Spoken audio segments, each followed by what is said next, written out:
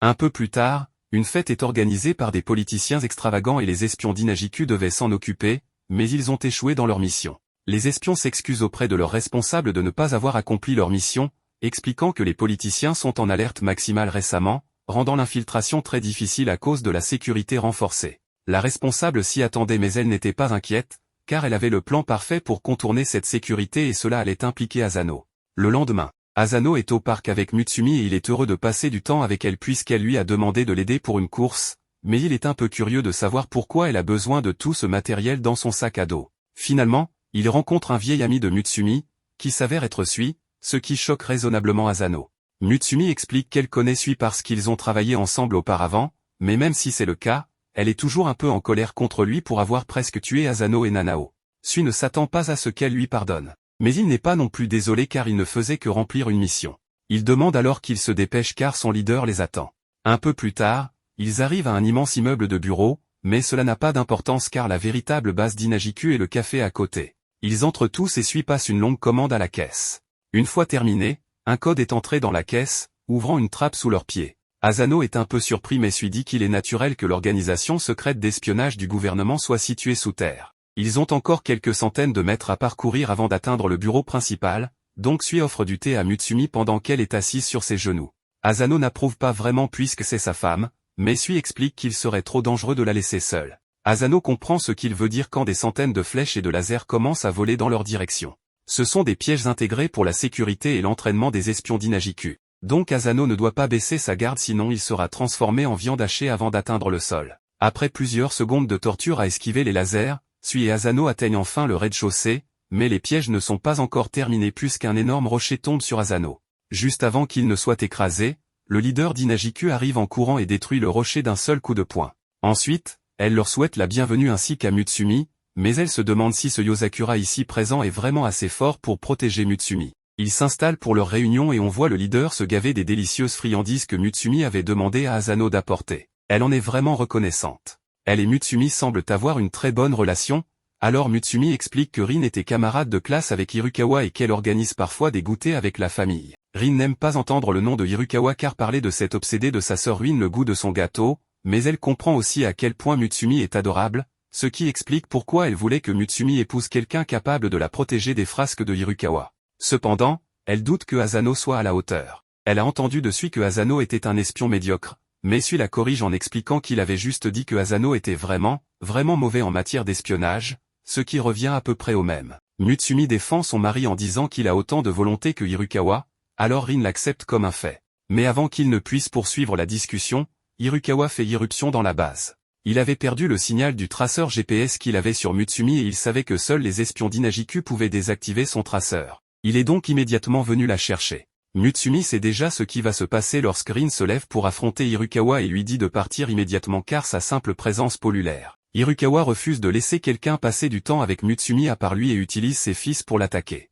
Cependant, Rin est au même niveau que Hirukawa, donc elle parvient à frapper ses fils de plein fouet et se moque de lui pour avoir essayé de la battre avec une attaque si faible. Hirukawa passe alors à la vitesse supérieure et leur affrontement cause des dégâts importants à la base en quelques secondes, forçant l'émission d'un ordre d'évacuation pour la sécurité de tous les espions présents. C'est exactement ce que Mutsumi ne voulait pas que se produise, mais chaque fois que Hirukawa et Rin sont ensemble, ils finissent toujours par se battre. Sui tente de les arrêter, mais il est bien trop faible pour s'approcher d'eux.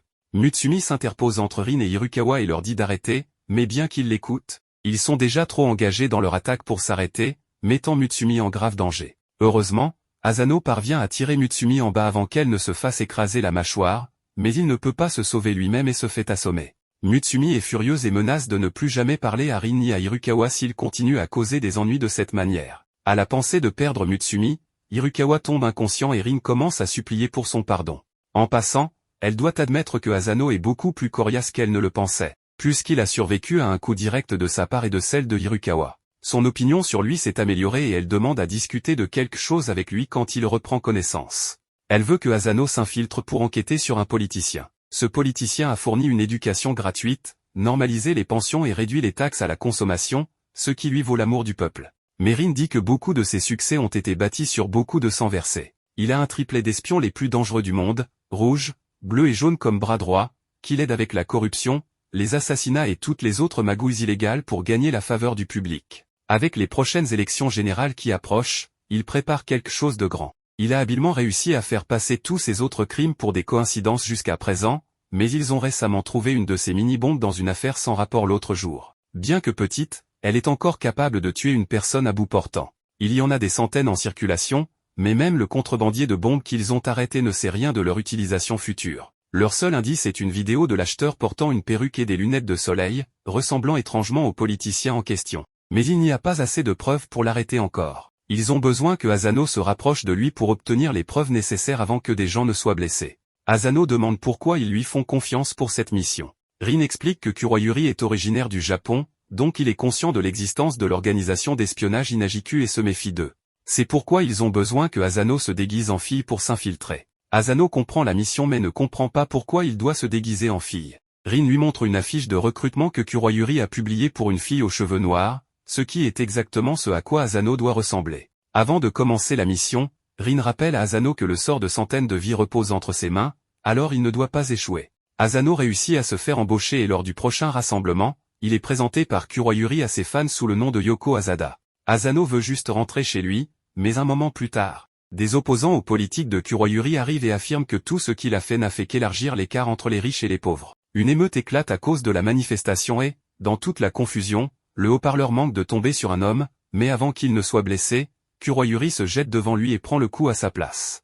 Il s'excuse si certains ont pu penser qu'il avait des intentions cachées, mais il affirme n'avoir que les intentions les plus pures. Même s'ils sont contre lui, il représente toujours la voix du peuple. Donc Kuroyuri est prêt à écouter leurs doléances pacifiquement. Les manifestants ne le détestent soudainement plus et tout le monde applaudit. Kuroyuri est emmené en ambulance pour ses blessures et il dit à Asano de retourner au bureau sans lui. Cependant, dans l'ambulance, il est révélé que Kuroyuri n'est pas du tout blessé. Tout cela faisait partie de son complot pour obtenir l'approbation du public, et cela a parfaitement fonctionné. Même ses blessures étaient fausses. Après avoir félicité ses espions corrompus, il demande à voir ses nouvelles cotes de popularité qui, comme prévu, sont en hausse.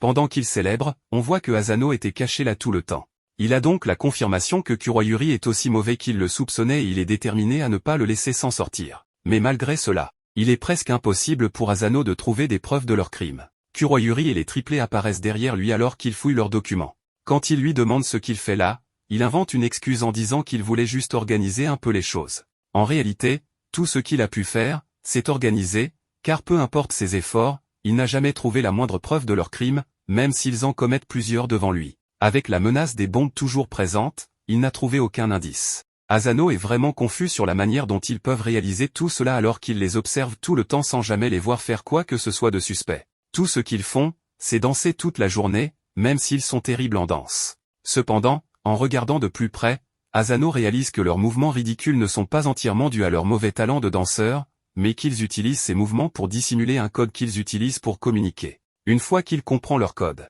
il découvre qu'ils parlent de la manière dont ils ont provoqué la chute d'une organisation opposée. Le lendemain, alors que beaucoup de personnes importantes sont réunies dans un auditorium, le plan de Kuroyuri est d'utiliser les bombes là, car beaucoup de gens qu'il ne peut manipuler avec ses sales tours sont rassemblés au même endroit. Il prévoit de tous les éliminer aujourd'hui en plaçant les bombes sous la scène. Sans plus tarder, il appuie sur le bouton pour déclencher les bombes. L'explosion se produit, mais elle a lieu à l'extérieur, dans la fontaine. Asano est soulagé que personne n'ait été blessé, car il n'a pas eu assez de temps pour désarmer les bombes et les ajouter dans la fontaine pour minimiser le rayon de l'explosion.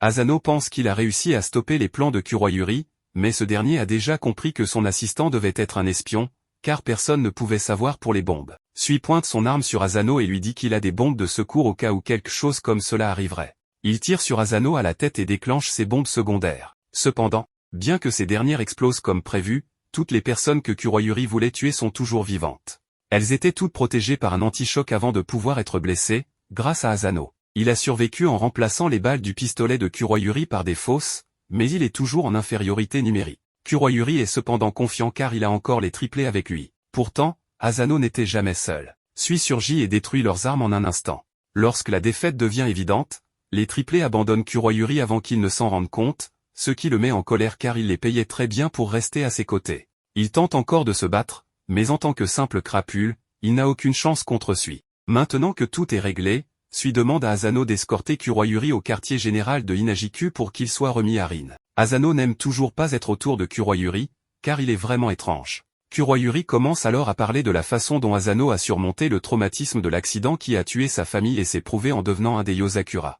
Mais il est vraiment malheureux que Asano croit encore que ce qui est arrivé à sa famille était un accident. Cela attire l'attention de Asano. Et Kuroyuri continue en disant qu'il sait tout sur l'accident de voiture qui a tué toute sa famille, sauf Asano, qui a survécu miraculeusement. Cependant, les miracles peuvent parfois être le travail des hommes. Entendre tout cela rend Asano très curieux.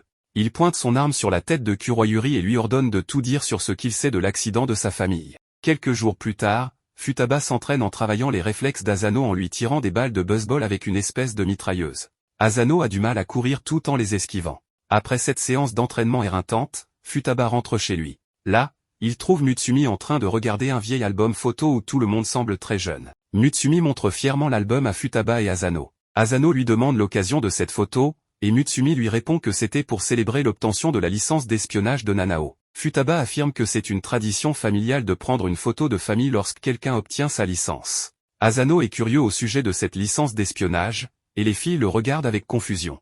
Ensuite, Futaba sirote du thé tout en expliquant à Asano qu'une licence d'espionnage est comme une carte de membre délivrée par l'Association des espions. Cette association, fondée au début du XXe siècle par des espions, vise à favoriser l'entraide. Chaque année, des examens sont organisés et ceux qui les réussissent obtiennent leur licence d'espionnage. Futaba montre sa licence dorée, qui est le plus haut grade de licence d'espion. Elle explique à Asano qu'une fois qu'un espion obtient sa licence, il peut obtenir des informations et des recommandations de travail de l'association, ainsi que d'autres avantages. Tout le monde commence au rang de bronze et en passant des examens d'avancement, ils peuvent augmenter leur niveau. À mesure que les niveaux augmentent, les missions deviennent plus difficiles, mais les avantages augmentent également. Asano veut passer l'examen de licence, et Futaba l'encourage à le faire. Kyoshiro arrive à ce moment-là, ayant entendu la conversation. Il dit à Asano que c'est bien qu'il veuille passer l'examen, mais lui rappelle que chaque membre de leur famille l'a réussi du premier coup. Il avertit Asano que s'il ne réussit pas du premier coup, les choses iront mal pour lui. Alors, il commence à le pourchasser. Ils entendent Ayaka crier et la trouvent en train de pleurer et de s'excuser auprès de Shion dans sa chambre. Tout le monde demande ce qui s'est passé et Shion explique que ce n'est pas grave, elle travaillait sur un programme. Mais Ayaka a touché les câbles et cela a causé un bug. Soudain, l'écran géant devant elle s'allume et une scène d'horreur d'un film apparaît. Asano panique en voyant cela et se demande quel bug peut mener à ça. Cependant, une seconde plus tard, Mutsumi et Shion comprennent ce qui s'est passé, Futaba est paralysé par la peur. Ses frères et sœurs soupirent en l'emmenant dehors. Futaba est enroulée dans une couverture et Mutsumi révèle qu'elle a extrêmement peur des fantômes car ses pouvoirs ne fonctionnent pas sur eux. Shion raconte comment Futaba a déjà détruit une maison hantée dans le passé. Mutsumi caresse la tête de sa sœur en disant qu'elle redeviendra normale après un peu de repos, mais que c'est plus facile à dire qu'à faire car Futaba est effrayée par le moindre bruit et grimpe sur la tête de Mutsumi lorsque le vent fait vibrer les fenêtres. Shion profite de l'occasion pour parler des prétendues activités paranormales qui se produisent dans la maison récemment parce que Goliath agit étrangement, ce qui effraie encore plus Futaba. Mutsumi arrête Shion avant que Futaba ne s'arrache les cheveux. Après cela, Futaba devient un bébé collant, ayant toujours besoin d'être entouré de ses frères et sœurs. Elle demande même à Shion de l'accompagner aux toilettes. Alors qu'un programme d'horreur s'apprête à passer à la télévision, Shinzo tire sur la télécommande pour changer de chaîne. Kengo essaie de lui jouer des tours et tout le monde le réprimande. Après avoir pris soin de Futaba toute la journée, Mutsumi va se coucher avec elle et demande à Asano de monter la garde pour qu'il puisse dormir en paix. Futaba tremble encore, alors Mutsumi décide de lui lire son histoire préférée pour l'aider à s'endormir. L'histoire est une adaptation moderne d'un célèbre conte populaire japonais. Elle commence par une guerre brutale entre des démons armés et des humains, sans fin en vue. Un jour, une vieille dame trouve un bébé garçon dans une rivière et le recueille. Dès que Mutsumi atteint cette partie de l'histoire, elle s'endort immédiatement, et Asano prend le relais. Il lit l'histoire d'un garçon qui grandit pour devenir l'espoir de l'humanité et finit par tuer son meilleur ami démon lors de la bataille finale. Asano trouve cette histoire un peu ridicule, mais Futaba applaudit à la fin. Elle est redevenue normale et s'excuse auprès d'Asano pour lui avoir montré son côté pathétique. Asano tente de la rassurer, mais Futaba parle de sa mère qui lui lisait cette histoire autrefois. À cette époque, elle n'avait peur de rien, mais après la mort de sa mère, elle a commencé à craindre que, peu importe ses efforts, les choses auxquelles elle tenait finiraient par lui être enlevées. Futaba dit qu'elle se sent comme un échec en tant que fille aînée de la famille Yozakura, car au lieu de protéger ses frères et sœurs, elle doit être protégée. Elle exprime ses insécurités et remercie Asano de l'avoir écoutée. Il lui répond qu'il connaît la terreur de perdre ceux qui lui sont chers, mais que cette peur le motive à devenir plus fort pour pouvoir les protéger. Futaba rit doucement et lui demande d'aller se coucher, car il est déjà tard. Elle le remercie encore et lui souhaite bonne chance pour son examen de licence. Asano quitte la pièce, et Futaba caresse Mutsumi tout en la couvrant d'une couverture. Le jour de l'examen de licence d'espionnage arrive. La première tâche pour Asano et les autres candidats est de courir avec des poids lourds attachés à leurs pieds. Mutsumi regarde tout depuis la zone d'attente et encourage Asano, qui réussit à surpasser tout le monde et à arriver premier à la course. Tout le monde est impressionné par le novice de la famille Yosakura, mais certaines personnes semblent mécontentes de lui. Plus tard, Asano mange des onigiri préparés par Mutsumi, qui lui conseille de bien se reposer avant son prochain test. Le gars à la crête qu'il a battu à la course précédente les observe dans un coin. Il prévoit d'attaquer Asano pour réclamer la prime sur sa tête et se précipite sur lui avec son poignard. Cependant, avant qu'il ne puisse l'atteindre, une rafale de vent le repousse, et un autre participant lui dit que les combats entre concurrents sont interdits. Le gars à la crête maudit le garçon nommé Oshifuru, mais remarque que son couteau s'est cassé, alors il s'enfuit rapidement. Asano remercie Oshifuru, qui lui dit que ce n'est pas nécessaire car il ne faisait que protéger ce qu'il aime. Oshifuru retire un grain de riz du visage d'Asano et le mange tout en tenant des propos salaces. Asano met immédiatement son arme à la tête de Oshifuru, demandant à Mutsumi de se méfier de ce pervers. Oshifuru lui dit qu'il n'a pas besoin d'armes, car Asano l'a déjà touché en plein cœur. Asano est encore plus effrayé, mais Mutsumi semble reconnaître Oshifuru. Elle lui ordonne furieusement de rester loin de son mari, mais Oshifuru dit qu'il est heureux d'être l'amant de rechange. Il tient le visage d'Asano et prend des photos en gros plan. Il a aussi une petite poupée d'Asano faite avec les vêtements et les cheveux qu'Asano a laissés sur les sites de ses missions. Asano est complètement terrifié, mais l'annonce du prochain test est faite, et Oshifuru le prend par la main et l'entraîne. Le prochain test consiste à se libérer de chaînes sous l'eau, et Asano y parvient facilement. Oshifuru l'attend à la sortie de l'eau en lui disant qu'il est très attirant lorsqu'il est fraîchement sorti de l'eau. Le test suivant est une partie de cache-cache avec des exécuteurs costauds poursuivant les candidats. Oshifuru trouve Asano et le serre fortement, ce qui fait paniquer Asano et attirer l'attention des exécuteurs. Le test suivant consiste à désamorcer une bombe, et Asano réussit avec du temps en réserve. Mais Oshifuru reste toujours dans les parages pour l'embêter. Le test suivant est un examen écrit où ceux qui donnent des mauvaises réponses sont éliminés en étant tirés vers le plafond. Asano a des difficultés à résoudre l'examen, alors Oshifuru lui montre sa feuille de réponse où toutes les questions sont résolues. Heureusement, c'était le dernier test, et l'examen de licence d'espion se conclut ainsi. Tous les participants se trouvent dans la galerie et sont informés qu'ils peuvent désormais récupérer leur licence d'espion. Cependant, le lieu sera démantelé immédiatement pour maintenir la confidentialité, et ils ont un dernier défi à relever avant de recevoir leur licence. Le couloir commence à s'effondrer, et tout le monde se met à courir à toute vitesse. Tandis que d'autres tombent, Asano et Oshifuru parviennent à éviter tous les pièges sur leur chemin.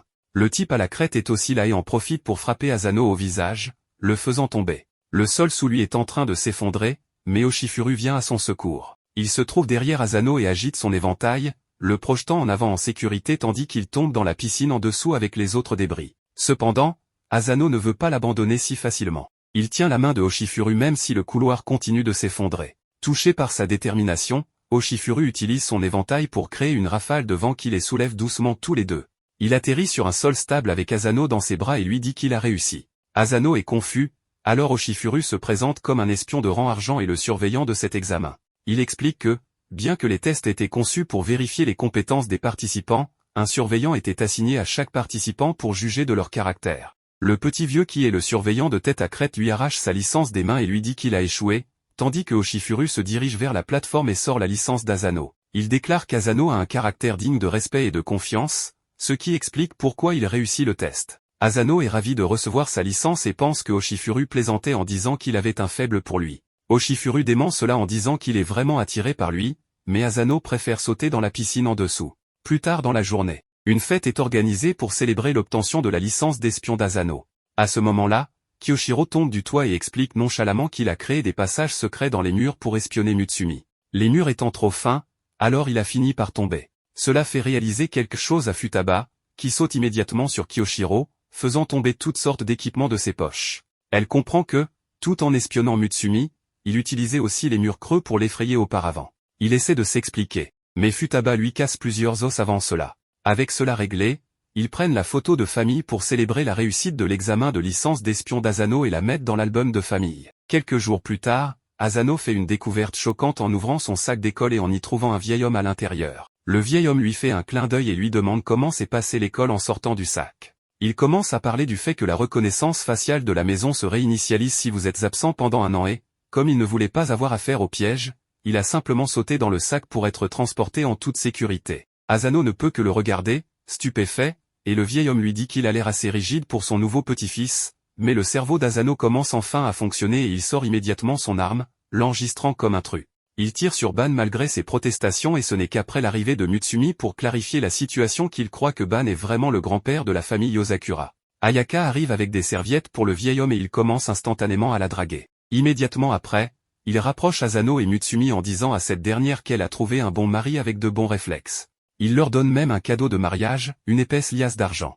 Mutsumi lui demande s'il est venu jusque-là uniquement pour cela, Ban l'affirme, mais prétend qu'il y a autre chose aussi. Il commence soudainement à emmener Asano avec lui, disant qu'il est temps de lui donner des leçons de vie précieuses de la part de grand-père. Cependant, il se retrouve soudainement attaché par les fils d'araignée de Kiyoshiro qui lui demande ce qu'il fait ici. Ban lui demande s'il n'était pas en mission à l'étranger et il répond qu'il a reçu une mission d'urgence de la police pour ramener le détenu évadé de la famille Yosakura. Asano est abasourdi par cette nouvelle information, mais Ban lui dit que les paroles de Kiyoshiro sont trompeuses.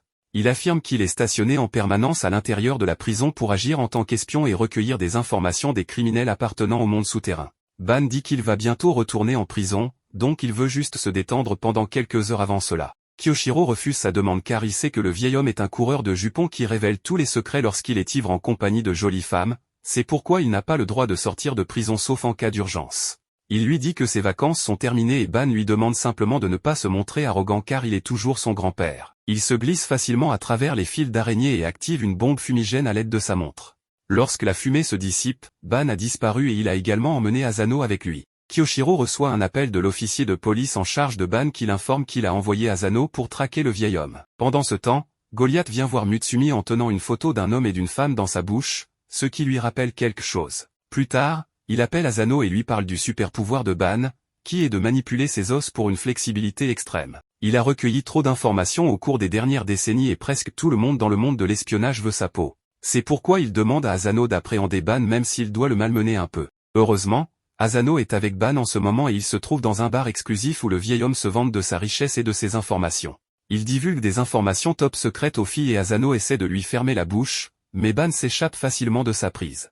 Il dit à Asano qu'il est trop jeune pour l'arrêter, mais il se retrouve ensuite coincé avec une colle spéciale préparée par Asano. Cependant, cela n'a rien de spécial pour Ban, qui se glisse hors de ses vêtements et pose devant les filles. Il défie Asano et lui dit qu'il va le former. Asano l'attaque, mais Ban esquive toutes ses tentatives de le maîtriser sans même transpirer. Après qu'Asano soit épuisé, Ban lui tape dans le dos et prédit qu'il pourra l'effleurer dans environ 5 ans. Asano lui demande pourquoi il a dû s'évader de prison pour les voir car il aurait pu attendre la fin de sa mission. Ban répond qu'il devait le faire aujourd'hui et affirme qu'un jeune comme Asano ne comprendra pas ses raisons. À ce moment-là, le barman arrive et présente à Ban sa boisson préférée. Il en offre à Asano, mais il refuse de boire car il n'est pas encore majeur. Ban le traite de bêta mâle pour cela et lui demande comment il va lui donner un arrière-petit-fils comme ça. Ban le traite de bêta mâle pour cela et lui demande comment il va lui donner un arrière-petit-fils comme ça. Il raconte l'histoire de sa vie insignifiante et pleine de solitude avant de rencontrer Keiko. Il explique que c'était un jour de pluie et qu'il était blessé après une mission lorsque Keiko l'a trouvé, et c'est ce qui a changé sa vie pour de bon. Ban dit que sa femme était trop bien pour lui et il pense qu'Asano lui ressemble, c'est pourquoi il veut lui parler en tant que seigneur marié dans la famille Yosakura. Il lui dit de chérir le présent pour ne pas avoir de regrets. Asano lui verse un verre et lui assure qu'il le fera, affirmant que Mutsumi a fait de lui l'homme le plus heureux du monde et qu'il a l'intention de la chérir et de la protéger toujours. Ban avale le verre et dit à Asano qu'il l'aime bien, en se rapprochant de lui, complètement inconscient qu'une vieille dame s'approche calmement de lui. Il ne la remarque que lorsqu'elle met des menottes spéciales autour de ses bras et des siens. Elle savait qu'il serait ici et lui dit que s'il retire sa main de ses menottes par force ou par ruse, elles exploseront. Elle lui demande de bien se comporter s'il ne veut pas que les mains de sa femme sautent. Mutsumi arrive à ce moment-là et s'excuse auprès d'Asano pour son retard, puis présente la vieille dame comme grand-mère Keiko. Asano est choqué car, d'après l'histoire de Ban, il pensait que Keiko était morte, mais ce n'est pas le cas. Ban s'accroche à sa femme et lui dit qu'il a même commandé sa boisson préférée et qu'il demandait aux filles plutôt quel cadeau lui acheter puisqu'aujourd'hui est leur anniversaire.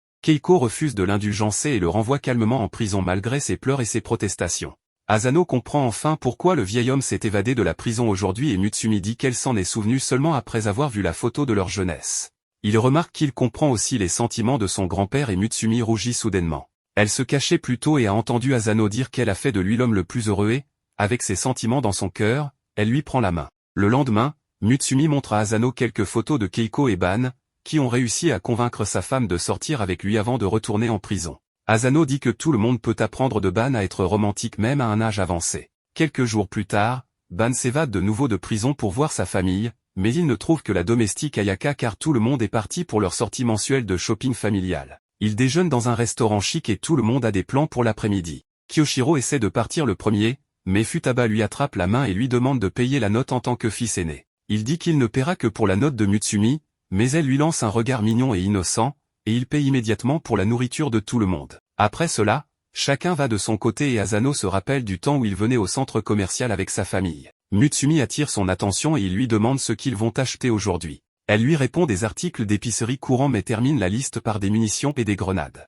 Elle ne plaisante pas et achète des grenades à partir d'un dispositif caché dans le centre commercial. Ensuite, ils vont au Starbucks du centre commercial et Mutsumi commande 100 kg de café au tapioca de fer. Asano est confus, mais le barista comprend sa commande et leur livre 100 kg de munitions pour fusil.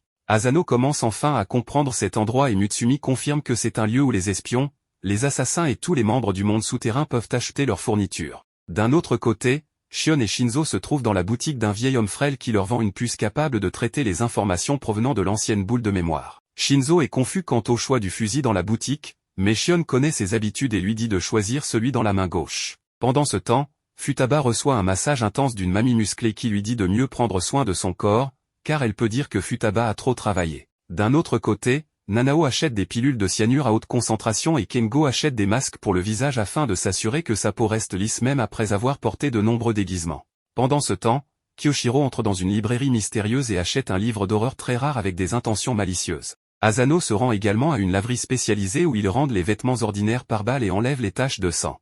Là, une fille en pleurs attrape soudainement son bras en appelant son père. Asano emmène la fille à Mutsumi et explique qu'elle a perdu ses parents dans le centre commercial. Mutsumi essaie de réconforter la fille nommée Suzu et apprend que des personnes effrayantes ont emmené son père. En entendant cela, Mutsumi devient alerte et appuie sur un code secret dans l'ascenseur pour les emmener au sous-sol secret du bâtiment où ils vendent des choses trop sombres et sinistres pour le centre commercial principal. En arrivant au sous-sol, Asano est choqué car cela ressemble à une scène dystopique. Il continue de marcher et la fille reconnaît la voix de son père criant à l'aide. Son ancien patron tente de le forcer à faire de nouveau leur sale boulot et, lorsque l'homme refuse, le patron essaie de lui crever les yeux. Asano assomme simplement le patron en lui tirant dessus et Suzu est réuni avec son père. Mutsumi dit qu'il devrait partir maintenant, mais il se retrouve soudainement entouré de problèmes. Personne ne veut s'en prendre au chef de la famille Yosakura, mais ils sont conscients de la prime sur la tête d'Asano et se jettent immédiatement sur lui pour le capturer. Il panique alors que les voyous l'attaquent, mais Kyoshiro vient à la rescousse et neutralise les attaquants en un rien de temps. Asano est soulagé de le voir, mais remarque ensuite le livre dans ses mains, une collection de méthodes de torture, et réalise qu'il va essayer ces méthodes sur lui. Les voyous hésitent à l'attaquer maintenant, mais le chauve pense que leur nombre joue toujours en leur faveur. À ce moment-là, les autres membres de la famille Yosakura arrivent également et utilisent leur capacité spéciale pour éliminer rapidement tous les criminels en une seule fois. Ils prennent l'ascenseur pour retourner au bâtiment principal et, immédiatement après, le bâtiment commence à s'enfoncer Le à jour où cause de Asano leur et sa action famille imprudente. étaient en train de Ils conduire partent sur la maison l'autoroute, avec le centre Asano commercial montrait joyeusement joyeusement ses ses compétences en jeux vidéo à son petit frère, tandis que sa mère se plaignait qu'il mettait beaucoup plus d'efforts dans ses jeux vidéo que dans ses études. Son père n'était pas beaucoup mieux car il se concentrait trop sur son travail et passait à peine du temps avec eux en tant que famille. Il avait récemment pris des congés, alors ils avaient prévu un voyage de camping, mais malheureusement, il avait commencé à pleuvoir juste au moment où ils étaient arrivés, donc le voyage allait être gâché. Il s'excuse auprès de tout le monde, mais Asano lui dit que ce n'est pas grave et continue de jouer à son jeu. C'est alors que la voiture perd le contrôle et cela entraîne la mort de toute sa famille. Asano se réveille en sursaut de son cauchemar et reste allongé dans son lit pendant quelques minutes en pensant à ce qui s'est passé. Plus tard dans la journée, il se rend dans la chambre de Shion pour qu'elle puisse analyser le dispositif de stockage optique acquis de Kurogao, et d'après ce qu'elle peut en dire, il contient la liste des invités de la réception de mariage de leurs parents. La plupart des invités étaient des civils, donc le mariage devait être ouvert au public et il n'y aurait normalement rien de particulièrement étrange à cela, mais les parents de Asano étaient également sur cette liste. Ils ne peuvent tirer aucune conclusion simplement d'une liste d'invités, mais une chose que Shion sait avec certitude, c'est qu'il devait y avoir une sorte de connexion entre les Yosakura et les Asano avant leur naissance. Asano semble étrangement calme face à cette révélation, mais depuis que Kurogao lui a dit que quelqu'un était derrière la mort de sa famille, Asano s'est mentalement préparé à tout. En ce moment, il est plus inquiet pour Mutsumi parce qu'elle a failli mourir de choc à l'instant. Elle commence à pleurer et dit à Asano qu'elle pense qu'il devrait divorcer parce qu'elle ne mérite pas d'être mariée à lui. Elle est sûre que ses parents sont morts parce qu'ils se sont impliqués avec sa famille, donc elle se sent coupable à ce sujet. Mais Asano lui prend la main et lui dit qu'ils ne savent pas si la famille Yosakura a causé l'accident et peu importe ce que cela pourrait être, tant que Mutsumi n'était pas directement impliqué, il ne cessera jamais de l'aimer, donc elle ne devrait plus parler de rupture. Mais avec tout cela, Asano veut toujours découvrir la vérité sur ce qui est arrivé à ses parents, alors il demande à Shion de l'aider. Shion dit qu'elle avait déjà prévu de l'aider dès le début puisqu'il est maintenant son petit frère, mais elle n'est pas trop sûre par où commencer puisque cette information est également un choc pour elle. Normalement,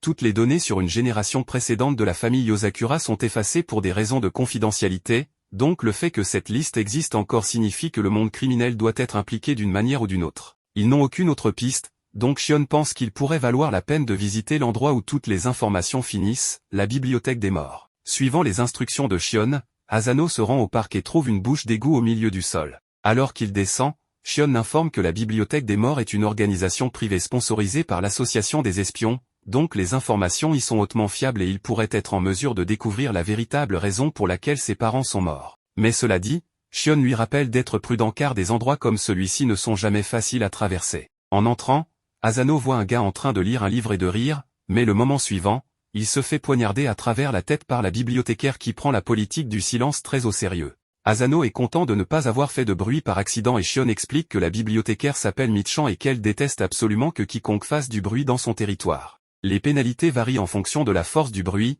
donc si vous éternuez, elle vous tuera probablement, mais si vous êtes simplement maladroit, elle vous brisera probablement juste un ou deux bras. C'est une espionne de rang argent, donc Asano ne pourra pas la vaincre dans un combat direct. Sa meilleure chance est de l'éviter, mais ça va être pénible car elle patrouille silencieusement dans la bibliothèque. Tant que Asano ne fait aucun bruit, il devrait aller bien. Même son écouteur risque d'agacer Michan, donc Shion va réduire le volume au maximum. Alors que Asano se faufile dans la bibliothèque, il voit Michan tuer un gars simplement parce qu'elle n'aime pas sa tête, ce qui semble injuste. Asano continue de chercher dans la bibliothèque tandis que de plus en plus de personnes se font tuer pour avoir fait le moindre bruit. Asano fait accidentellement tomber un livre en cherchant et cela aurait suffi pour le faire tuer, mais heureusement, il l'attrape avant qu'il ne fasse de bruit, au grand soulagement de tout le monde autour. Asano continue de chercher, mais la façon dont les choses sont organisées ici est si compliquée qu'il a du mal à trouver quoi que ce soit. Finalement, il trouve le dossier contenant tous les enregistrements civils des 10 dernières années et à l'intérieur, il trouve les dossiers appartenant à son père,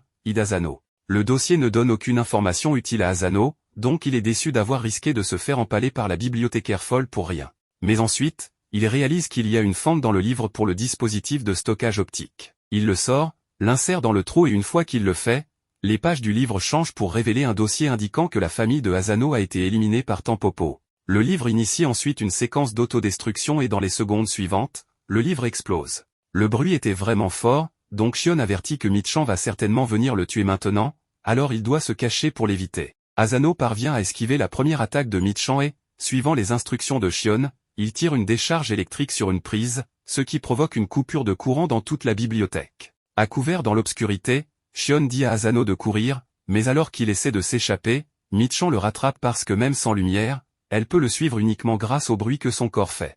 Elle va prendre grand plaisir à le tuer, alors elle charge. En même temps, Shion dit à Asano de se retourner et de courir dans un couloir voisin. C'est alors que Mutsumi a une idée, alors elle dit à Asano de retirer son écouteur et de pointer vers Michan. Une fois qu'il le fait, elle augmente le volume au maximum et crie dans le micro, assommant Michan. Mutsumi avait compris que Michan devait être sensible au son, ce qui explique pourquoi elle est dérangée par les moindres perturbations. Donc, l'écouteur de haute qualité de Mutsumi a pu submerger ses oreilles et la faire s'évanouir. En dehors de l'expérience de mort imminente, Asano a pu obtenir un indice sur les tueurs de ses parents. Il va donc plus tard voir Kyoshiro pour obtenir de l'aide pour retrouver Tampopo. Cependant, Kyoshiro profite de l'occasion pour infliger de la douleur à Asano. Alors que Asano est ligoté, Kyoshiro mentionne qu'il a entendu parler de Tampopo avant et que la famille de Asano n'était pas la seule à en être victime, car ce sont aussi eux qui ont tué la mère de Mutsumi. Kyoshiro a utilisé toutes les ressources disponibles de la famille Yosakura pour les traquer, mais n'a toujours trouvé aucun indice sur eux. Tout ce qu'il sait, c'est qu'ils sont une organisation puissante qui cible Mutsumi et que tous leurs membres ont des tatouages de pissenlit sur leurs mains. Cela a été incroyablement frustrant pour Kyoshiro, mais Asano lui demande de ne pas prendre ses frustrations sur lui. Kyoshiro se calme un peu et mentionne maintenant qu'il doit remercier Asano, car sa révélation récente sur l'implication de Tampopo dans la mort de ses parents l'a aidé à affiner ses propres recherches. Puisque le père de Asano travaillait dans le domaine médical, Kyoshiro a pu découvrir qu'au cours des mois entourant la mort de la famille de Asano, 15 autres professionnels de la santé sont morts dans des accidents similaires. Et la seule chose que tous ces gens avaient en commun, c'est qu'ils avaient tous eu une interaction avec le directeur de la clinique Kawashita Makoto. Il n'est peut-être pas nécessairement le cerveau derrière le complot, mais il est certainement impliqué d'une manière ou d'une autre. Tampopo a tué leur mère, la famille de Asano, et maintenant ils sont également après Mutsumi. Kyoshiro demande donc à Asano s'il aimerait se joindre à lui pour exposer la vérité sur Tampopo et Asano est évidemment partant. Asano se fait passer pour un vieil homme souffrant d'une maladie chronique, comme la maladie de l'homme, ou quelque chose comme ça, et Mutsumi se fait passer pour sa vieille femme, ce qui l'amuse beaucoup. Ils entrent à l'hôpital et Mutsumi s'inquiète car Asano agit vraiment comme un vieil homme, mais quand elle lui demande ce qui ne va pas, Asano explique simplement que Kyoshiro l'a forcé à porter des poids lourds pour cette mission, même si cela pourrait être dangereux. Mutsumi va donc avoir un mot avec lui quand ils rentreront. Asano est appelé ensuite, alors Mutsumi le conduit en fauteuil roulant jusqu'au médecin, et il se retrouve face à face avec Makoto. Makoto lui fait un examen et dit que tout semble normal, mais il est impressionné qu'un vieil homme comme lui ait encore toutes ses dents. Makoto dit à Asano qu'il fera de son mieux pour lui fournir les meilleurs soins possibles, donc s'il a besoin de quoi que ce soit, il doit juste le lui faire savoir. Asano est ensuite emmené dans sa chambre, et rien de tout cela n'a de sens pour lui puisque Makoto semblait vraiment investi à s'assurer que ses patients reçoivent de bons soins. Mais Mutsumi profite simplement de l'occasion pour passer du temps avec Asano et agir comme sa femme. Elle espère qu'ils n'auront plus à faire face à des assassinats et des primes, pour qu'ils puissent passer du temps comme ça quand ils seront vraiment vieux, et Asano pense qu'il pourrait aussi aimer ça. Plus tard dans la nuit, Makoto finit sa journée et rentre chez lui, alors Asano passe à l'action et se prépare à s'introduire dans le bureau de Makoto. Une fois à l'intérieur, il examine l'ordinateur et, bien qu'il ressemble à un ordinateur ordinaire, il a beaucoup de dossiers vides qui semblent déplacés, un historique de navigation impeccable et des systèmes de sécurité inutilement élevés. Avec l'aide d'un gadget technique de Shion, il est capable de scanner le disque dur et de localiser des fichiers concernant quelque chose appelé le projet Somei Yoshino. Cela parle de comment la famille Yosakura est connue pour ses capacités surhumaines, mais le mécanisme derrière est en fait assez simple. Le corps du chef de la famille Yosakura produit une protéine connue sous le nom de soménine, et cette protéine est ce qui permet aux membres de la famille Yosakura de développer des sens et des capacités surhumaines à un jeune âge. Cependant, les effets de cette protéine ne sont pas exclusifs à la famille Yosakura, car c'est également un agent dopant efficace pour les personnes normales. Cependant, elle ne peut pas être créée synthétiquement, donc si Tampopo souhaite la produire en masse, ils doivent mettre la main sur la source naturelle de cette protéine, le cœur de Mutsumi Yosakura. Asano est choqué par cette révélation, mais en même temps, Makoto s'approche furtivement de lui et le plaque au sol avec un scalpel pointé sur lui. Makoto avait entendu des rumeurs, mais il est surpris que l'assassinat de Asano ait réellement échoué. Asano lui demande s'il est celui qui a tué sa famille et la mère de Mutsumi, mais Makoto ne voit aucune raison de répondre à une question triviale comme celle-là, puisqu'Asano sera bientôt mort. Il tente de poignarder Asano à la poitrine, mais le scalpel est bloqué par les poids que Kyoshiro a forcé Asano à porter. Asano repousse Makoto et lui tire une décharge électrique, mais la décharge ne semble rien faire à Makoto. Au lieu de cela, il l'annule et déclenche une grenade éclair avant de fuir la pièce avec l'ordinateur portable et toutes les informations qu'il contient. Asano est déçu que Makoto ait réussi à s'échapper, mais au moins, il a réussi à copier beaucoup de données du disque dur sur la clé USB de Shion. Il sait maintenant quel est le complot maléfique de Tampopo, et pour le bien de Mutsumi, il ne les laissera pas s'en tirer. À son arrivée sur les lieux, la première chose que Shinzo fait est de cibler le méchant avec diverses armes. Après cela, il envoie le protagoniste au loin. Il commence alors un combat au corps à corps et le méchant déclare qu'il a planté des bombes partout dans l'hôtel et qu'il est prêt à les déclencher s'il n'arrête pas de se battre. Shinzo prend une raclée mais reste ferme, disant qu'il attend juste. Soudain, le propriétaire de l'hôtel reçoit un appel disant qu'un terroriste est entré dans les locaux et cause des troubles. Sachant l'existence des bombes, Asano veut évacuer tout le monde de là et, agissant comme un fou, il est réussi. Cependant, on voit qu'un homme mystérieux ne quitte pas les lieux. Une fois l'évacuation terminée, Shinzo commence à se battre sérieusement et sort un gigantesque pistolet à rayon que seul lui et sa famille peuvent utiliser. Le méchant est confiant de pouvoir esquiver, mais Asano a déjà piraté les bombes et les caméras sur place ainsi que l'immobilisation de l'homme. Après avoir dit qu'il a perdu parce qu'il a ignoré son frère cadet, Shinzo tire et vainc son ennemi. Makoto a déjà prévu qu'imiter les pouvoirs de la famille Yosakura ne suffirait pas, mais il déclare qu'il est temps pour un vrai de passer à l'action. Asano pense que c'est fini et alors qu'il s'en va, il trébuche, mais un homme l'attrape. Cet homme dit que le protagoniste est blessé et dit à Asano de prendre soin de lui-même, car s'il a un corps faible, il ne pourra pas protéger les gens qu'il aime. Après cela, l'homme mystérieux par Shinzo apparaît. Cependant, soudainement, diverses blessures apparaissent sur le corps du garçon et il s'effondre, saignant. Il a été touché par balle à plusieurs reprises et sans les premiers soins de Shinzo, Asano serait déjà mort. Même dans cette situation tendue, Kyoshiro décide de dessiner des images inappropriées sur le visage du protagoniste, alors Futaba le frappe pour laisser Asano se reposer. Tout le monde part, laissant Mutsumi seule avec son mari. Cependant, avant de partir, Nanao laisse une mallette avec elle dans le laboratoire. On voit que Kyoshiro semble inquiet et lorsque Shinzo apparaît, il dit que ce n'est pas de sa faute. Cependant, il ne s'agit pas de cela, Shinzo veut parler des blessures d'Asano. Soudain, le corps du protagoniste commence à saigner et même avec son oui surdéveloppé, il n'a entendu aucun coup de feu ni ne détecte la présence de quiconque. La seule chose à laquelle il peut penser est qu'Asano a été attaqué avant son arrivée et que la réaction a été retardée dans son corps. Il n'y a qu'une seule personne capable de cela qu'il connaît, mais avant de révéler qui c'est, l'alarme de la maison se déclenche, indiquant qu'il y a plus d'1 millier d'intrus dans la résidence. L'un d'eux est impatient d'attaquer mais, comme il ne veut pas suivre les ordres, il est éliminé. Makoto a prévu de blesser un membre de la famille pour rassembler tous les frères et sœurs là-bas, car il veut se débarrasser de tout le monde sauf Mutsumi. Tous les ennemis utilisent cette drogue et trouvent d'une manière ou d'une autre les codes de sécurité de la famille Yosakura. Soudain, ils sont arrêtés par Goliath, le chien de garde de la famille,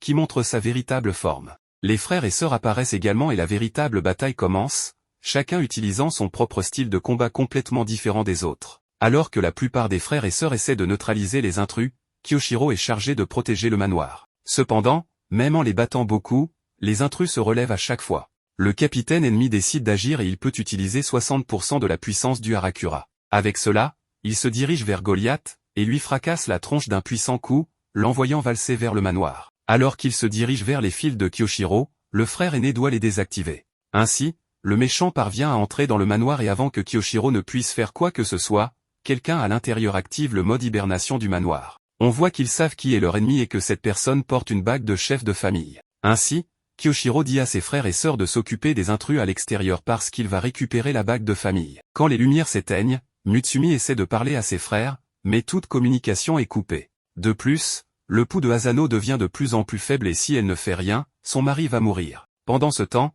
Kyoshiro trouve cet homme mystérieux et quand il lui dit qu'il n'a plus le droit à cette bague, il l'appelle père. En regardant la photo de sa mère, Mutsumi sait quoi faire, alors elle prend une seringue pour obtenir un peu de son sang. Dans un flashback, on voit la mère de la jeune fille lui dire qu'il y a un pouvoir spécial dans leur sang. Elle dit à Mutsumi que ce pouvoir peut être utilisé pour le mal, mais que de bonnes choses peuvent aussi en découler. Donc, si elle doit jamais utiliser ce pouvoir pour quelqu'un, elle doit s'assurer que c'est uniquement pour la personne à qui elle tient le plus au monde. Elle donne alors son sang à Asano et, tout en pleurant pour qu'il ne la quitte pas, le méchant apparaît. Juste au moment où il s'apprête à l'attraper, le protagoniste la protège en disant qu'il ne laissera personne approcher sa bien-aimée. La bataille commence et le protagoniste a le dessus, mais ce grand pouvoir entraîne beaucoup de douleur dans le corps du garçon. Le méchant comprend ce qui se passe et dit que c'est l'un des effets secondaires du sang des Yosakura.